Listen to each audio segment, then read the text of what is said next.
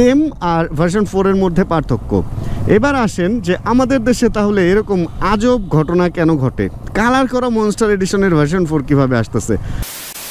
আর এমন না যে এই মনস্টার বাইক মানে সবসময় তৈরি হইতেই থাকবে, সবসময় স্টিকারওয়ালা বাইক পাওয়া যাবে। মূলত হচ্ছে এই বাইকগুলা স্পেশাল এডিশন, বলতে গেলে স্পেশাল ওই কয়টা বাইকের মধ্যে স্টিকার আপনারা দেখতে পাবেন যে কয়টা বাইককে স্পন্সর করা হয়েছে।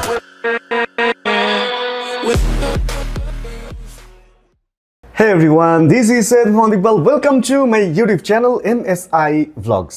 আজকে ছোট্ট একটা ইনফরমেশন দিয়ে ভিডিওটা শুরু করি। ইনফরমেশনটা এরকম যে আমরা বাইক বা গাড়ি যখন চালাই তখন তো যে কোনো একটা বিআরটি এর আন্ডারে ওটা রেজিস্ট্রেশন করতে হয়। অ্যান্ড যেই বিআরটি এর আন্ডারে ওটা রেজিস্ট্রেশন করবেন, আপনার যদি পরবর্তীতে কোনো কাজ যেমন ফিঙ্গারপ্রিন্ট, যেমন স্মার্ট কার্ড উঠানো, যেমন নাম ট্রান্সফার, এই ব্যাপারগুলো যখন করতে যাবেন যে বিআরটিএ থেকে করছেন ওই বিআরটিএ থেকেই করতে হবে। আর যেমন ব্যাপারটা এরকম, যদি রংপুর থেকে করেন রংপুর থেকেই আপনার বাকি সব কাজ করতে হবে, নাম ট্রান্সফার থেকে শুরু করে ফিঙ্গারপ্রিন্ট সব। কুমিল্লা থেকে করলে কুমিল্লাই। ইভেন একটা কঠিন ব্যাপার সেটা হলো ঢাকাতে বিআরটিএ 3টা, একটা হচ্ছে মিরপুরে, একটা হচ্ছে ইকুরিয়াতে, একটা হচ্ছে উত্তরাতে। যেই বিআরটিএতে যেটা ওই বিআরটিএ থেকেই ওই কাজগুলা করতে হবে। কিন্তু গাড়ির ব্যাপারে একটু আবার মজা আছে। কিরকম মজা এটা? যেমন আমি যে গাড়িটা কিনছি, এই গাড়িটা হচ্ছে আমি ঢাকা মেট্রোর গাড়ি কিনছি। অ্যান্ড গাড়িটা ছিল উত্তরা না মিরপুর বিআরটি এর। অ্যান্ড মিরপুর বিআরটি এর এইটা আবার পেপার, মানে এটার কি বলে, এটা ট্রান্সফার করে বা পেপারটাকে উনি চিটাগাং বিআরটিএতে নিয়ে গেছে। এটা করা সম্ভব। অথবা আমার এর আগে একটা গাড়ি ছিল ইকুরিয়া বিআরটিএ, ওইটা আমরা ট্রান্সফার করে উত্তরায় নিয়ে গেছিলাম, যাতে পরবর্তীতে যে কোনো কাজ যেমন ফিঙ্গারপ্রিন্ট বা স্মার্ট কার্ড উঠানো বা নাম ট্রান্সফার এগুলা ওইখান থেকে করতে পারি। শুধু তাই না, পরবর্তী যে কোনো কাজ, যদিও গাড়ির ফিটনেস বা ওই কি বলে ট্যাক্স টোকেন এগুলা যে কোনো জায়গা থেকেই করা যায়, বাট তারপরেও যে কোনো কাজ আপনি চাইলে শুধু এক শহরে না, এক বিভাগ থেকে অন্য বিভাগেও করতে পারবেন। এই একটা মজার ব্যাপার আছে। অ্যান্ড এই কারণেই হচ্ছে আমার গাড়িটা নিয়ে বের হওয়া হয় না, কারণ আমার স্মার্ট কার্ডটা আমি পাঠাইছি চিটাগং। অ্যান্ড আমার গাড়ির কাগজ ঢাকার হইলেও ওইটা নিয়ে গেছিল চিটাগাংয়ে। অ্যান্ড উনি নেম ট্রান্সফার জমা দেওয়ার আগেই, মানে আমার যে আগের মালিক, ওই আমার কাগজ আবার ট্রান্সফার করে ঢাকা পাঠিয়ে দিচ্ছে। এই জন্য হয়ে গেছে একটা বিশাল ঝামেলা। অ্যান্ড ওই ঝামেলার কারণে আমার একটু সময় লাগতেছে। এক সপ্তাহের মধ্যে আশা রাখি সব কাজ হয়ে যাবে, অ্যান্ড আমরা গাড়ি নিয়ে বের হইতে পারবো। তবে আমি আজকে একটু গাড়িটা নিয়ে বের হব আশপাশেই, কারণ যদি রেগুলার গাড়ি এরকম পড়ে থাকে চাকা টাকা নষ্ট হয়ে যায়, টেম্পার চলে যায়। তাহলে চলেন ঘরে আর কথা না বাড়াই, আমরা বের হয়ে যাই। আজকে আমরা ছোট্ট একটা পার্ট গাড়িতে করব ভ্লগ, অ্যান্ড দেন বাইকে অবশ্যই শিফট হবো, কারণ আমি তো একজন মোটর ভ্লগার। গাড়িটা মোটামুটি এইদিকে আমি টুকটাক ঘুরাইছি চালায়, কিন্তু বসায় রাখলে হাওয়া অল্প হইলেও কমে। প্রায় 15-20 দিন ধরে বসা তো, এই জন্য হাওয়া একটু মনে হয় কমছে। আর শীতের দিনে একটু হাওয়া কমে, পিছেরটা যদিও কমে নাই, সামনে আসলে ইঞ্জিনের ভরটা থাকে, এই কারণে সামনের হাওয়াটা কমে। এই সাইডেও একটু কম আছে, ওই সাইডেও দুই পাশেই কম, কিন্তু পেছনে ঠিক আছে। আর এখন একটু বের করবো হলো হাওয়া টাওয়া দিব। আর গাড়ি যতবারই আপনারা বের করেন, গাড়ি বের করার আগে একটা জিনিস মানতে হয়, মানে একটা জিনিস চেক করতে হয়, সেটা হলো কুলেন্টের পানি ঠিক আছে কিনা, আর হচ্ছে ইঞ্জিন অয়েলের মাত্রা ঠিক আছে কিনা। আর আমি তো এখানেই রাখি, নিচে দেখা যায় ইঞ্জিন অয়েল যদি পরে, এই কারণে আজকে আর মাপি নাই, বাট আমি মাঝে মধ্যে মেপে দেখি যে মাত্রাটা ঠিক আছে কিনা। অ্যান্ড এই যে হচ্ছে স্টিকারটা এখানে লাগাইছিলাম, একটু ধুলা আছে গাড়িতে, পরিষ্কার করতেছি না, মানে ঝাড়তেছি না, শুধু সামনের গ্লাসটা ঝেড়ে বের করে নিয়ে যাব। কারণ হচ্ছে 60 ফিটে যখন আমি একটু রাখবো গাড়িটা, ওই টাইমে যে ধুলা করবে ওর চেয়ে এখন ধুলা কমই আছে। ঝামেলাটা হলো আমরা যখন বাইক বের করি সোজা সুন্দর বের হয়ে যাই, কিন্তু গাড়ি বের করতে হলে যে কত কাহিনী। ঢালু তো আমাদের গেটটা, এটা আবার উল্টা করে বের করতে হয়, বহুত কাহিনী ভাই, রাস্তাঘাটেও বহুত কাহিনী আছে। আচ্ছা চলেন বের হই, রাস্তায় গিয়ে কথা বলি। রোডে একটা ব্যাপার হইলো, আমরা যখন মোটরসাইকেল চালাই তখন রিক্সা এন্ড অন্যান্য গাড়ি আমাদেরকে সাইড টুকটাক দিয়ে দেয় চিপা চাপা রাস্তায়, কিন্তু আমরা যখন ভাই গাড়িতে থাকি তখন ফাপড় কি জানেন, রিক্সা সবকিছু ঘুরাইতে যাবেন, দেখবেন পিছন দিয়ে ঢুকায় দিছে, সামনে দিয়ে ঢুকায় দিছে। মানে গাড়ির একটু চান্স কম দিতে চায়, কারণ ব্যাপারটা হলো কোনো গাড়িওয়ালাই চাবে না যে তার বডিতে খোঁচা লাগুক। আর বাইকের ব্যাপারটা হলো, বাইক তো নর্মালি খোঁচা লাগে না, ছোটখাটো জিনিস, বাইক খোঁচা লাগলে কি হবে এটা তো জানেনি। আর গাড়িওয়ালাদেরকে মানুষ একটু ভদ্র ভাবে, কিন্তু আমি তো বাইকার ইনসাইড, মানে আমি গাড়ি চালাইতেছি কিন্তু ভিতরে তো আমি একজন বাইকার। আমি অতটা ভদ্রলোকও না, আমার গাড়ি চালানো অনেকটা বাইক চালানোর মতো, চিপা চাপা কোনো কিছু বাদ রাখি না। ওই যে ট্রাকের বাম পাশ দিয়ে ওভারটেক হাইওয়েতে, এই আমি এগুলা কি শিখাইতেছি? না না, আমি অনেক ভদ্র রাইডার, আমি খুব ভালো গাড়ি চালাই, খুব ভদ্রভাবে গাড়ি চালাই। কিন্তু সমস্যা হলো এই যে দেখেন স্লো অ্যান্ড সফট আমার যাইতে হইতেছে, চিকচাক চিকচাক করে এখান দিয়ে বের হয়ে যেতে পারতেছি না। এই ব্যাপারগুলা গাড়িতে একটু ফাপড় আছে ভাই, একটু ফাপড় আছে। আচ্ছা আমার গাড়ির হাওয়া, চাকায় হাওয়া নাই, চলেন আগে হাওয়া দেই, পরে বাকি ব্যাপার। এই যে হাওয়ার দোকানে আসছিলাম, হাওয়া দেওয়ার জন্য 2 চাকাই দিল, 1 চাকা একটু কম ছিল একটু, আরেকটা ঠিক ছিল। 2টাই দেওয়ার পরেও দেখি যে যেমন আমি দেখছি বাসায় ওরকমই আছে। পরে জিজ্ঞেস করলাম যে কেন এরকম, কেন? আমি একটু পরে দেখাইতেছি। বলো যে এরকমই নাকি থাকে, সামনের চাকার হাওয়া নাকি একটু দেখা যায় যে একটু নাই, এরকমই দেখা যায়, এটাই নাকি নর্মাল। আগে তো গাড়ি চালাইতাম সামনের চাকা টনটনা হাওয়া দিয়ে চালাইতাম, এখন নতুন কি শিখতেছি কে জানে। চলেন বাইক ফেরিতে আমার একটা, না বাইক ফেরিতে আমার একটা বাইক তো আছে, একটু বাইক ফেরি যাই যেহেতু কাছাকাছি আসছি। এই যে দেখেন যেটা বলতেছিলাম, দেখলে মনে হয় যে হাওয়া নাই, কিন্তু টনটনা হাওয়া, পুরা টনটনা। সামনের চাকা নাকি হাওয়া কম দেখা যায়, বাট পেছনেরটা কিন্তু নর্মাল। পেছনে একটু হালকা, এই কারণে লোকজন বসলে মনে হয় এরকমই হবে, সামনে ইঞ্জিনের ভরের কারণেই হবে। সেম দেখেন এই পাশটাও দেখি, এই যে দেখেন, দেখলে মনে হচ্ছে হাওয়া নাই কিন্তু হাওয়া আছে। আচ্ছা এবার হচ্ছে আমাদের এই গাড়ির চ্যাপ্টার শেষ, এবার হচ্ছে বাইকের চ্যাপ্টার, অ্যান্ড এটা হচ্ছে একটা মনস্টার। চলেন বাইকটার একটা সুন্দর জায়গায় নিয়ে যাই। বাইকটারে নিয়েছি এখান থেকে, বাইক ফেরি থেকে, অ্যান্ড সুন্দর জায়গায় নিয়ে চলেন বাইকটা চালাবো আর বাইকটারে নিয়ে একটু কথাবার্তা বলি। ওকে, আমরা R15M মনস্টার নিয়ে চলে আসছি খালি জায়গায়, ফাঁকা জায়গায়, কারণ এরকম একটা বাইক আসলে জ্যাম জটলার মধ্যে চালায় ভিডিও করতেও ভাল লাগে না, চালাইতেও ভাল লাগে না। ভাল লাগে কীরকম রাস্তায়, রাস্তাটা যদি হয় এরকম। বাইকটা দিনের বেলা কিন্তু সুন্দরই লাগে, 2 পাশের 2টা লাইট যেভাবে জ্বলে। রাতে একটু কীরকম যেন লাগে। রাতের ব্যাপারটা হলো হেডলাইটটা যখন জ্বলে মনে হয় হেডলাইটার এটা এরকম গোল এরকম একটা লাইট জ্বলতেছে যখন আমরা লুকিং গ্লাসে দেখি। বাট ভালো করছে, আগের বাইকগুলোর চেয়ে এটার লাইটের আলো ভার্সন 3 থেকে এই 4 বা M যে সিরিজটা, এখানে লাইটের আলোটা অনেক ভালো দিছে। চলেন এবার আমরা একটু বাইকটা চালাই। আর এম মনস্টার, আচ্ছা মনস্টার ব্যাপারটা কি এটা মনে হয় আপনাদের সাথে একটু আগে শেয়ার করে নিই। মনস্টার হচ্ছে একটা এনার্জি ড্রিঙ্ক, অ্যান্ড ওইটার লোগো হচ্ছে এই যে এই এমটা, মনে হয় যে কোনো দত্ত এখানে এসে আচর দিয়ে গেছে। আর মনস্টার এনার্জি হচ্ছে সেই ড্রিঙ্কটার নাম। এটা হলো ইয়ামাহাকে মনস্টার এই মডেলটার জন্য স্পন্সর করছে, অ্যান্ড বলছে যে এই স্টিকারটা তারা যাতে ইউজ করে, মানে ইয়ামাহা যাতে ইউজ করে। অ্যান্ড ওইভাবেই যে কয়টা মনস্টার সিরিজের বাইক বের হয় ওই কয়টার মধ্যে এই স্টিকারটা সহই হচ্ছে আসে। আর এমন না যে এই মনস্টার বাইক মানে সবসময় তৈরি হইতেই থাকবে, সবসময় এই স্টিকারওয়ালা বাইক পাওয়া যাবে। মূলত হচ্ছে এই বাইকগুলা স্পেশাল এডিশন বলতে গেলে স্পেশাল ওই কয়টা বাইকের মধ্যে এই স্টিকার আপনারা দেখতে পাবেন যে কয়টা বাইককে স্পন্সর করা হয়েছে। নর্মালি এটা কিন্তু একটা কালো R15M। আর এম বাইকের ব্যাপারটা মনে হয় একটু ক্লিয়ার করি, কারণ এম নিয়ে অনেকের অনেক কনফিউশন আছে। রিসেন্ট আমি একটা ঘটনা পাইছি, একজন একটা বাইক কিনে আনছে, বাইকটা হচ্ছে R15 ভার্সন 4 অ্যান্ড 4 এর মধ্যে মনস্টারের এরকম স্টিকার, অ্যান্ড স্টিকারও না পরে আমি যেটা জানতে পারলাম ওটা হচ্ছে কালার, মানে এইভাবে পুরো কালার করে দেন বাইকটা বাংলাদেশে ঢুকছে। ইন্দোনেশিয়া থেকে এই টাইপের কিছু বাইক বাংলাদেশে ঢুকে, তার আগে আমি মনস্টারের ব্যাপারটা ক্লিয়ার করে নিই। এম মনস্টার কিন্তু এম ছাড়া হবে না, R15 ভার্সন 4 এর মধ্যে মনস্টার হবে না। এম সিরিজের বাইকের মধ্যে কি থাকবে? কুইক শিফটার থাকবে, ট্র্যাকশন কন্ট্রোল থাকবে এবং এই মিটার থাকবে। আর ভার্সন 4 এর মধ্যে মিটার থাকবে অন্যটা, ওই যে MT-15 এর মতো বা আগের ভার্সন 3 এর মতো, অ্যান্ড ওটার মধ্যে কুইক শিফটার থাকবে না, ট্র্যাকশন কন্ট্রোল থাকবে না, ABS-ও থাকবে না। ইন্দোনেশিয়ান যদি হয়, ইন্ডিয়ান হলে ABS থাকবে, ইন্দোনেশিয়ান হলে ABS-ও থাকবে না। তাহলে এই হচ্ছে এম আর ভার্সন 4 এর মধ্যে পার্থক্য। এবার আসেন যে আমাদের দেশে তাহলে এরকম আজব ঘটনা কেন ঘটে? কালার করা মনস্টার এডিশনের ভার্সন 4 কিভাবে আসতেছে? মূলত ইন্দোনেশিয়া থেকে এরকম কিছু অদ্ভুত ব্যাপার স্যাপার বাংলাদেশে আসে, ইম্পোর্ট করা হয়, অ্যান্ড এইগুলার আসলে মাতা পিতা কোত্থেকে কি আমি জানি না, কারণ ব্র্যান্ড ইয়ামাহা কখনো এই ধরনের বাইক বানাইছে বইলা ওনাদের ওয়েবসাইটে আমি পাই নাই। আর শুধু ইয়ামাহা বললে ভুল হবে, ব্যাপারটা হচ্ছে যদি অন্য বাইকের দিকেও যান, GSX-R বা হোন্ডা নিয়ে আমরা কথা বলি, তাহলে হোন্ডার বাইক যেমন সিবিআর এর কালার কিন্তু মোট 3টা, একটা হচ্ছে রেড ব্ল্যাক, একটা হলো ট্রাই কালার যেটা, আরেকটা হচ্ছে যেটা হচ্ছে ওদের একদম মানে ওদের নিজস্ব ইউনিক যে ওদের ব্যাপারটা, ওটার বলে র্যাপসোল। তো Repsol, try colour and black red ছাড়া আর যত কালার দেখবেন, ওই যে মাল্টি কালার, তারপরে নীল কালার, লাল কালার, লাল সাদা এই সেই অনেক রকমের আপনি দেখতে পারবেন। লাল বাইকের মধ্যে র্যাপসল লেখাও দেখতে পারবেন, একদম কালার করা, স্টিকারও না, কালার করা। ওগুলা ইন্দোনেশিয়া থেকে এইভাবেই আসে, আর ওইগুলা আসলে ওগুলা ইন্দোনেশিয়া কালারগুলা করে করে বাংলাদেশের জন্য, বা এই ধরনের যারা এই ধরনের কালার পছন্দ করে তাদের দেশগুলোর মধ্যে তারা ওগুলা পাঠায় দিতেছে। ওগুলাকে আমি নকল বলবো না, খারাপ বলবো না, কিছুই বলবো না, বাট ওইগুলা অফিসিয়ালি কোনো ওই কালারের ভিত্তি নাই।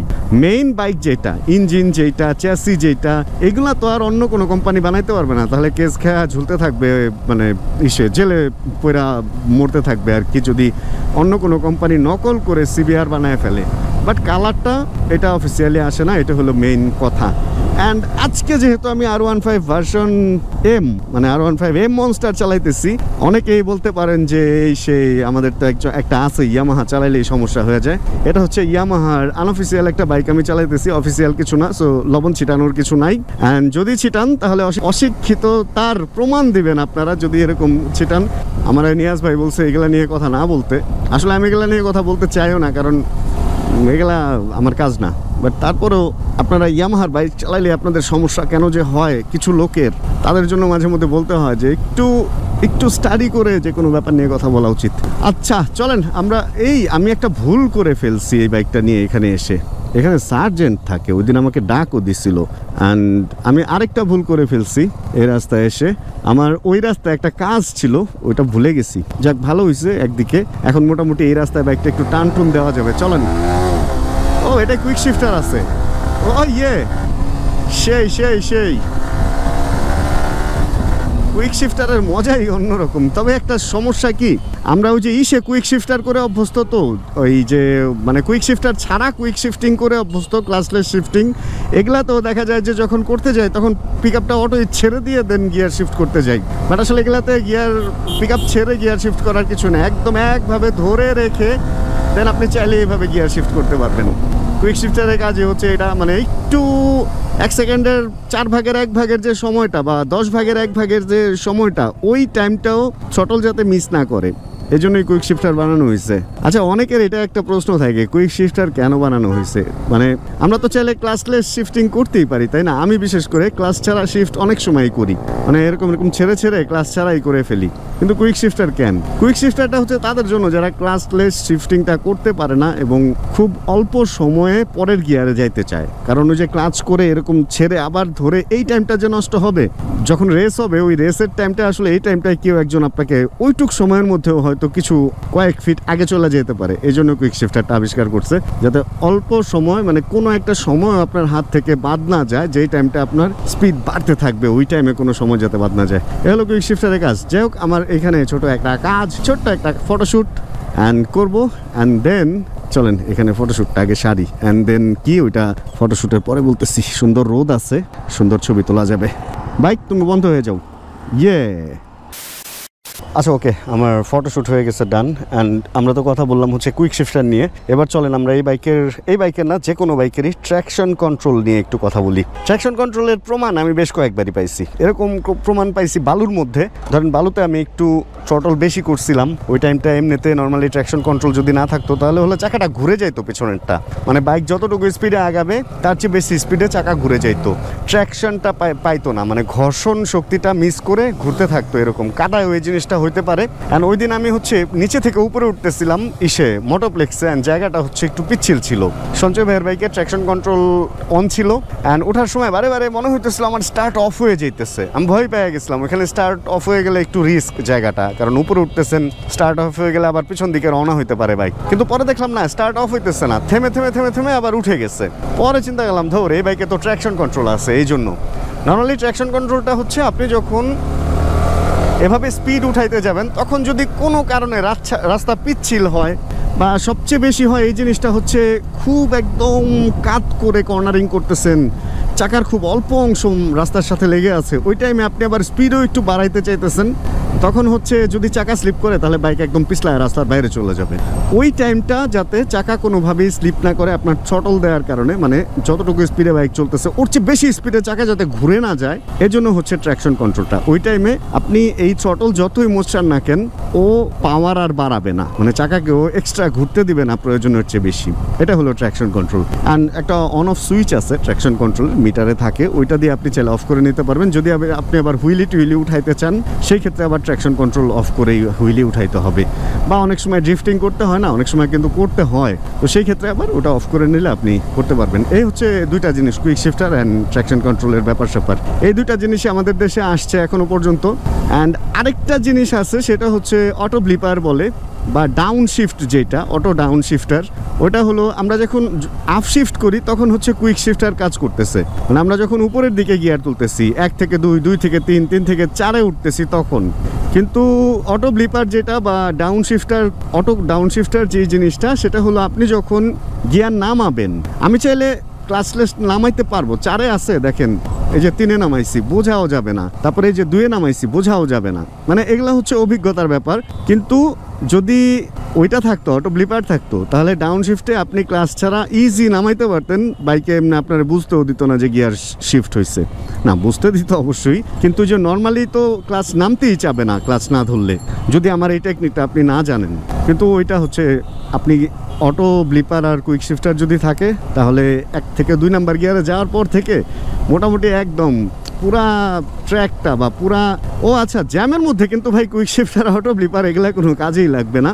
মানে যদি রাস্তা ফাঁকা থাকে তাহলে আপনি আপ শিফট ডাউন শিফট দুইটাই একদম ইজি করে চলে আসতে পারবেন বা শান্তিতে করতে পারবেন। শুধু যে ফার্স্ট গিয়ারে যে আপনি এটা দিয়ে শুরু করছেন চালানো, তখনই ক্লাচের কাজ, এছাড়া ক্লাচ তখন বেকার ট্র্যাকে, আমাদের ঢাকা শহরে না ভাই। যাক, আমার ছোট্ট একটা ফটোশ্যুট ছিল ওইখানে, ফটোশ্যুটটাও সারলাম। অ্যান্ড আজকে এই বাইকটা দেখে আমার সত্যি কথা চালাইতে ইচ্ছা হইতেছে অনেকদিন ধরেই, কিন্তু আজকে এই বাইকটা বাইরে দেখে আমি আর লোভ ধরে রাখতে পারি নাই। আমি ওই দিনই চালাইতে চাইছিলাম যেদিন আমরা মাওয়া রোড দিয়ে শ্রীনগরের ওদিকে কোনো একটা এলাকায় গেছিলাম, অ্যান্ড তখন এটা শুভ ভাই যখন চালাইতেছিল আমার দেখতে এই বাইকটা ভালো লাগতেছিল যে এই বাইকটা আমার একটু চালানো দরকার, বাট আর সুযোগ হয় নাই। অ্যান্ড এই এম মনস্টার কিন্তু ইন্ডিয়ান আমার একটা ছিল অনেকদিন আগে, বাট তখন আমি বুঝি নাই যে এই কালারটা এত বেশি সুন্দর। এই কালারটা আসলেই সুপার একটা কালার। আমি এই কালার সম্পর্কে আপনাদেরকে একটা আইডিয়া দিই, একটা এক্সপিরিয়েন্স শেয়ার করি। এটা কত সালের দিকে হবে, 2018-19-এর 19-20-এর দিকে, তখন এটার ভার্সন 3টা বাংলাদেশে চলতো আর কি। অ্যান্ড অনেক বিক্রি হয়েছিল, 300 ফিটে দেখতাম গ্রুপে গ্রুপে আসতো, মানে লোভই লাগতো। 5 লাখ টাকার বাইক, ওরে বাবা, একটা গ্রুপ আসছিল 6-7টা 5 লাখ টাকার বাইক, মানে এই যে এই ধরনের কালারের বাইক নিয়ে আসছিল, এইটা মুভস্টার এগুলা নিয়ে আসছিল। আর আমি ওদেরকে গ্রুপে যাই বলতেছিলাম, ভাই আপনাদের এত টাকার বাইক এখানে, মানে তখন আমার স্বপ্ন ছিল এগুলা কেনা, ভার্সন 3টা। আর তখন সত্যি কথা কি, এই মনস্টার এনার্জির এই স্টিকার সহ বাইকটা আমার একটু খ্যাত লাগতো। মানে খ্যাত লাগার পেছনে কারণ আছে, বেশিরভাগই জায়গা সম্পদ, জায়গা বিক্রি করা লোকজন এগুলা চালাইতো। তো মানে ধরেন ওই যে হঠাৎ যেই সমস্ত জায়গার দাম বেড়ে গেছে, ওই সমস্ত জায়গার লোকজন জায়গা জমি বিক্রি করে সেই টাকা পয়সা বানায় ফেলছে। 5 লাখ টাকাতে একটা বাইক কিনলে কি আসে যায় তাদের, তো এই বাইকটা তারা বেশি চালাইতো, আর মনস্টার বাইকটাই তারা বেশি চালাইতো। এই জন্য আমার খুব মানে এটা হেভি খ্যাত লাগতো ব্যাপারটা। দেখবেন একদম খ্যাত টাইপের লোকজন এই বাইকটা তো ওই সময় অনেকে চালাইছে আর কি, সবাই না। অ্যান্ড পরবর্তীতে আস্তে আস্তে ওই যে ই ভ্যালি বন্ধ হওয়ার পর, ভাই এটা তো জানেন, ই ভ্যালি যখন ছিল তখন 5 লাখ টাকার বাইক 3 লাখ টাকায় পাওয়া গেছে, মানে 5.5 লাখ টাকার বাইক 3.5 লাখ টাকায় বা 3,15,000 টাকায় পাওয়া গেছে। ওই টাইমে এই ধরনের বাইকগুলা এমন মানুষের হাতে গেছে, তখন সত্যি কথা এই বাইকটারে আমার খুব জিদ লাগতো বা খুব খ্যাত লাগতো। বলতেও খারাপ লাগতেছে, বাট পরবর্তীতে যখন ইভ্যালি বন্ধ হয়ে আবার বাইকের দামটা নর্মাল হইলো, আসল দামে বিক্রি হওয়া শুরু হইলো, তখন বোঝা গেছে যে আসলে কে কোন বাইকটা আসলে কিনতে পারে। যে অকাত বলে, যে অকাতের ব্যাপারটা, যে আসলে কোন বাইকটা কার কেনার সামর্থ্য বা কোন বাইকটা কার যোগ্য। অর্ধেক দামে বাইক পেলে তো ভাই অনেকের হাতে অনেক কিছু চলে যাবে। ওই টাইমে ভার্সন 3 মনস্টার এগুলো আসলে একটু খ্যাত লোকজন, খ্যাত বলতে ওই যে ওই টাইপের লোকজনই চালাইতো, মানে একটু জায়গা জমি বিক্রি করা লোকজন। বাট এখন কিছুটা ঠিক হচ্ছে। যাক, চলেন আমরা এবার একটু ব্যাক করি। আমার সত্যি কথা কি ঠান্ডা লাগতেছে, অ্যান্ড সর্বনাশ, সামনে আর্মির গাড়ি, সর্বনাশ শেষ, গাড়িতে কেউ নাই। আচ্ছা, যেটা বলতেছিলাম, ঠান্ডা লাগতেছে হঠাৎ করে, আবার 2 দিন ধরে একটু, কালকে থেকে মনে হয় ঠান্ডাটা বেশি পড়ছে। আর আমার একটু এডিটও আছে। আর চলেন ঘোরাঘুরি বাদ দেই। বাইক চালানোর যে ক্রেভিংটা ছিল ওইটাও পূর্ণ হয়ে গেছে। আর আমার বাইকটা হচ্ছে এমটিটা হচ্ছে বাইক ফেরিতে রেখে গেছিলাম কালকে রাতে কোনো একটা কারণে, ওটার এখন নিয়ে আমরা বের হয়ে পড়বো। আর যেহেতু ঠান্ডা লাগতেছে সেহেতু আর রাস্তায় থাকা যাবে না, বাসায় যেতে হবে, জ্যাকেট আনতে হবে। তাহলে ভিডিও এটা থেকে আজকে এখানে বিদায় নিয়ে নেই। হোপ রাখতেছি ভিডিওটা আপনাদের ভালো লাগছে। ভিডিও যদি ভালো লাগে প্লিজ একটা লাইক দিয়ে দিন, চ্যানেলে নতুন হলে প্লিজ সাবস্ক্রাইব করে দিন, অ্যান্ড জানাবেন কে কোন জায়গা থেকে ভিডিও দেখছেন। আর যতক্ষণ পরবর্তী ভিডিও নিয়ে আমি না আসতেছি ততক্ষণ ইনশাআল্লাহ আমরা থাকবো ভালো, আমরা থাকবো সুস্থ, ওরে ভাঙ্গা অ্যান্ড করতে থাকবো চিল ইনশাআল্লাহ। ওরে ভাই একটু ভালো এখানে রাস্তা, চিল ব্রো।